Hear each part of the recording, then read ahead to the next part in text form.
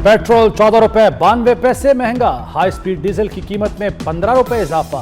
Petrol की नई कीमत 414 रुपए 78 पैसे फी लीटर मुकर्रर। डीजल की नई कीमत 414 रुपए 58 पैसे फी लीटर हो गई। नई कीमतों का आज से इत्तलाक हो गया। हमें अभी तक ईरान का कोई जवाब नहीं मिला, ईरान का जवाब आज मौसूल हो जाना चाहिए। अमेरिकी वज़ीर ख़ारजा मार्को रूबियो की वाशिंगटन में मीडिया से गुफ्तगू। कहा, उम्मीद है ईरान मुज़ाकरात की तरफ जाएगा। रात के हमले एपिक फ्यूरी का हिस्सा नहीं थे, हम पर हमला हुआ तो जवाब देंगे।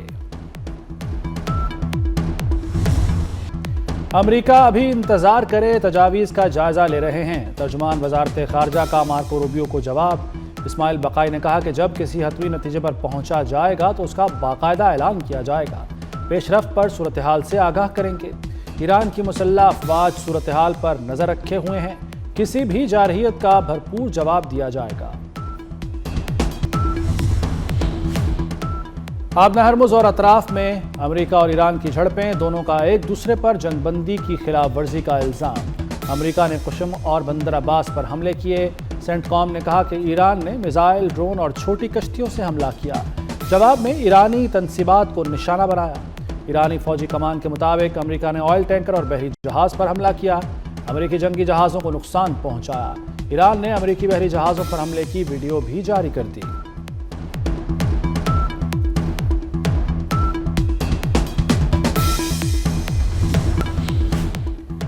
अमेरिकी बहरिया का ईरानी परचम बरदार कश्ती पर हमले में 10 ईरानी फौजी जख्मी, 5 ताहाल लापता।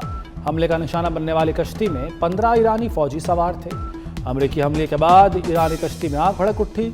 सर्च टीमों की मदद से लापता फौजियों की तलाश जारी। अमेरिकी सदर की एक बार फिर पाकिस्तानी क़यादत की तारीफ। डोनाल्ड ट्रंप ने कहा कि वज़ीर-ए-आज़म शहबाज शरीफ और फील्ड मार्शल आसिम मुनीर बेहतरीन शख्सियत हैं। पाकिस्तानी क़यादत के कहने पर प्रोजेक्ट फ्रीडम रोका। सिफारतकारी पर अमेरिका मिलिट्री एडवेंचर करता है। ईरानी वज़ीर ख़ारजा अब्बास इराक़ची की आबना हरमुज़ में अमेरिकी कार्रवाई की मज़म्मत। कहा, ईरान कभी दबाव के आगे नहीं झुकेगा। ईरानी वज़ारत ख़ारजा के तर्जुमान इस्माइल बकाई की जवाबी कार्रवाई की धमकी। कहा, अमेरिका फ़ौजी मुहिम से बाज रहे।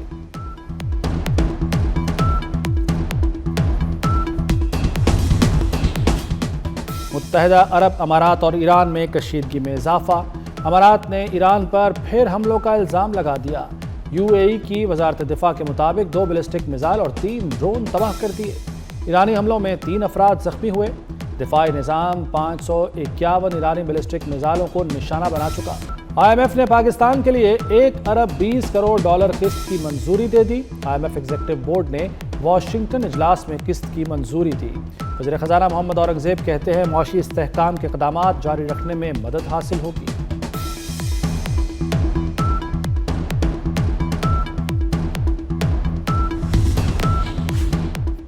कलदम तंजीम बलोचिस्तान लिबरेशन आर्मी के गिर्द घेरा मजीद तंग। ऑस्ट्रेलिया ने कलदम दहशतगर्द तंजीम BLA पर पाबंदियां आयद कर दी। ऑस्ट्रेलियाई मीडिया के मुताबिक कलदम BLA माजी में मुतादिद खुदकुश धमाकों और हमलों में मुलव्वस रही है। बरतानिया, पाकिस्तान और अमेरिका समेत कई ममालिक पहले ही इस तंजीम को दहशतगर्द करार दे चुके हैं।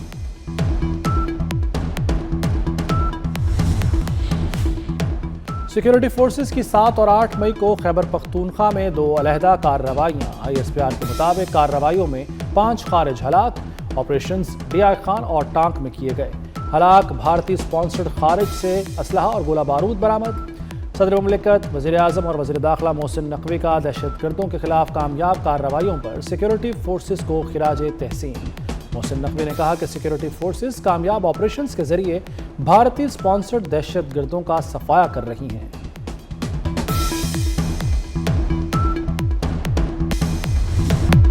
मार्का हक में तारीखी फतह का जश्न। लाहौर के लिबर्टी चौक में रंगारंग तकरीब। फनकारों की जबरदस्त परफॉर्मेंस, ढोल की थाप पर भंगड़े। शहरियों की बड़ी तादाद में शिरकत। रंग बिरंगी रोशनियों में जारी म्यूजिकल कॉन्सर्ट ने समा बांध दिया। सीनियर वजीर पंजाब मरियम औरंगजेब की तकरीब में शिरकत। कहा, मार्का हक में दुश्मन का गुरूर खाक में मिला दिया। फील्ड मार्शल और मुसल्लह अफवाज को सलाम पेश करते हैं।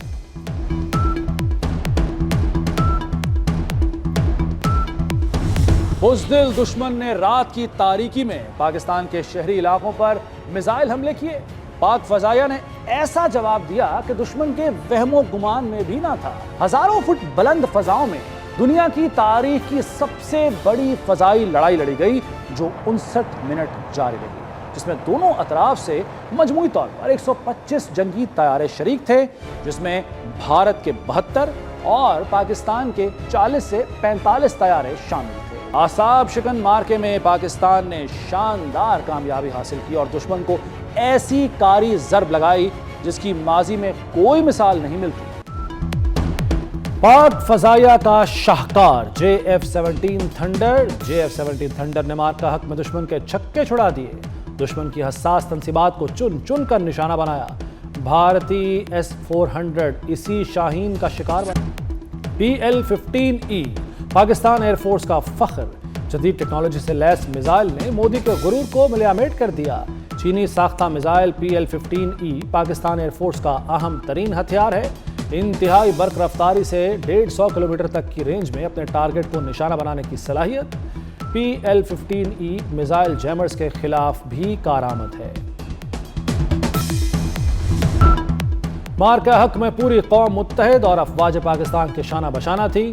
وزیر اطلاعات عطا اللہ تارڑ کا تقریب سے خطاب، کہا مارکہ حق میں سیاسی اختلافات سے بالاتر ہو کر دشمن کو آنکھوں میں آنکھیں ڈال کر جواب دیا۔ سفارتی اور عسکری محاذ پر اللہ نے پاکستان کو فتح سے نوازا۔ آج دنیا پاکستان کو امن کی علامت کے طور پر دیکھتی ہے۔ بھارت اس وقت تنہائی کا شکار ہے۔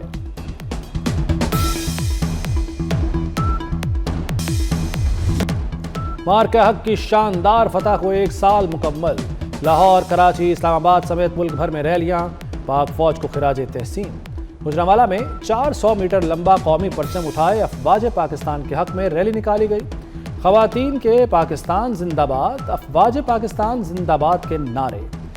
کراچی پولیس اور سول سوسائٹی کی جانب سے ضلع کھماڑی میں ریلی، پاک فوج سے بھرپور اظہار یکجہتی۔ سکھر اور دادو میں ضلع انتظامیہ کی جانب سے ریلیاں نکالی گئیں۔ مارکہ حق کے 1 سال مکمل ہونے کے بعد بھی بلبلہ انگیز ملی نغمہ اللہ اکبر تیار ہیں ہم کی بھرپور پذیرائی۔ ISPR نے شاندار ملی نغمہ مارکہ حق پر ریلیز کیا تھا۔ سلامتی کونسل میں امریکہ کی بڑی سفارتی ناکامی، روس نے ایران مخالف قرارداد ویٹو کر دی۔ روسی نمائندے نے پاکستان کی ثالثی کی کوششوں کی بھی تعریف کی۔ امریکہ نے خلیجی ممالک کی حمایت سے سلامتی کونسل میں قرارداد پیش کی تھی۔ ایران سے آبنہ ہرمز میں حملے بند اور ٹیکس ختم کرنے کا مطالبہ کیا گیا تھا۔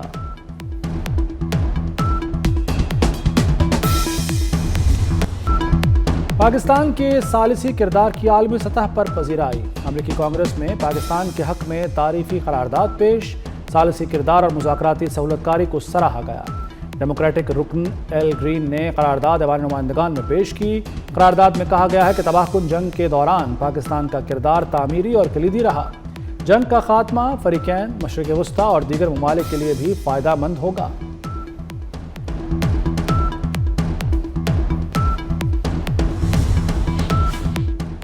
امریکہ کا نام یونائیٹڈ اسٹیٹس آف ایڈیٹس ہونا چاہیے، ایرانی قومی سلامتی ترجمان ابراہیم رضائی کا امریکہ پر طنز، کہا ایڈیٹس چند جہاز لے کر آبنہ ہرمز سے گزرنے نکلے، دوبارہ واضح کر دیں کہ یہ پوری بحریہ لے کر بھی ہرمز عبور نہیں کر سکتے، وہ بس مار کھائیں گے اور واپس لوٹ جائیں گے۔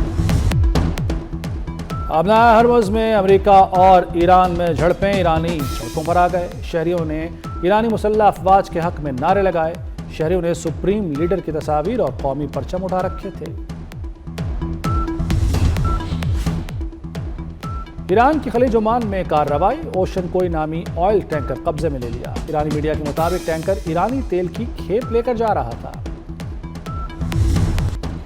پاکستانی اور ایرانی عملے کی واپسی کی کوششیں، عملہ امریکہ کے زیر قبضہ جہازوں پر سوار ہے، جہازوں پر 11 پاکستانی اور 20 ایرانی ارکان ہیں۔ اسحاق ڈار کا سنگاپور کے ہم منصب سے رابطہ، اسحاق ڈار کی عملے کی واپسی میں سہولت کی درخواست۔ اسحاق ڈار کا ایرانی وزیر خارجہ عباس عراقچی سے بھی رابطہ، کہا ایرانی عملہ براستہ پاکستان واپس آ سکتا ہے۔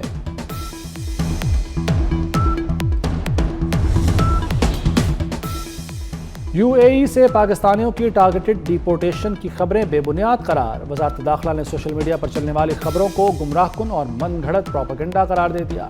وزارت داخلہ کے مطابق کسی مخصوص فرقے کے پاکستانیوں کی ٹارگیٹڈ بے دخلی نہیں ہو رہی۔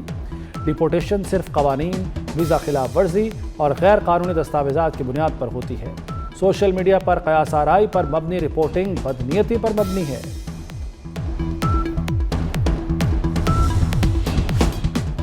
وزیر داخلہ محسن نقوی کی سابق بنگلہ دیشی وزیر اعظم خالدہ ضیاء کی قبر پر حاضری، پھول رکھے اور فاتحہ خوانی کی۔ محسن نقوی نے بیگم خالدہ ضیاء کی بنگلہ دیش کے لیے خدمات کو خراج تحسین پیش کیا۔ کہا خالدہ ضیاء کی سیاسی و عوامی خدمات ہمیشہ یاد رکھی جائیں گی۔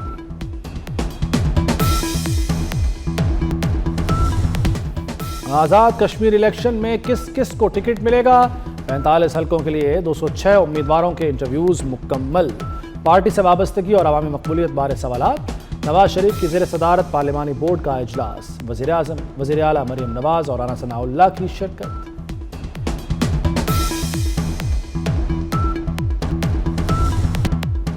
لاہور ہائی کورٹ کا درختوں کی کٹائی پر پابندی پر سختی سے عمل درآمد کا حکم۔ دھوئیں والی گاڑیوں کے خلاف کریک ڈاؤن کی ہدایت۔ جسٹس شاہد کریم کا ماحولیاتی آلودگی اور اسموگ کے خلاف بڑا آرڈر آ گیا۔ شوگر ملوں میں ویسٹ واٹر ٹریٹمنٹ پلانٹس نہ لگانے پر عدالت برہم، کارروائی کا حکم۔ اسموگ سے بچاؤ کے لیے فوری اقدامات ناگزیر قرار۔ کیس کی سماعت کا تحریری حکم جاری۔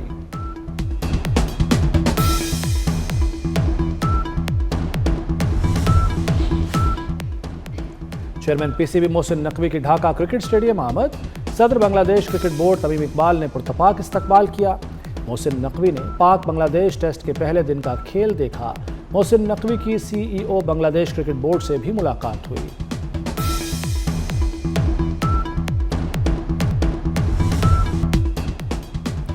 اور میرپور ٹیسٹ کا پہلا روز بنگلہ دیش کے نام۔ بنگلہ دیش نے 4 وکٹوں پر 301 رنز بنا لیے۔ کپتان نجم الحسن شانتو کی شاندار سنچری۔ مومن الحق 91 رنز پر نعمان علی کا شکار بنے۔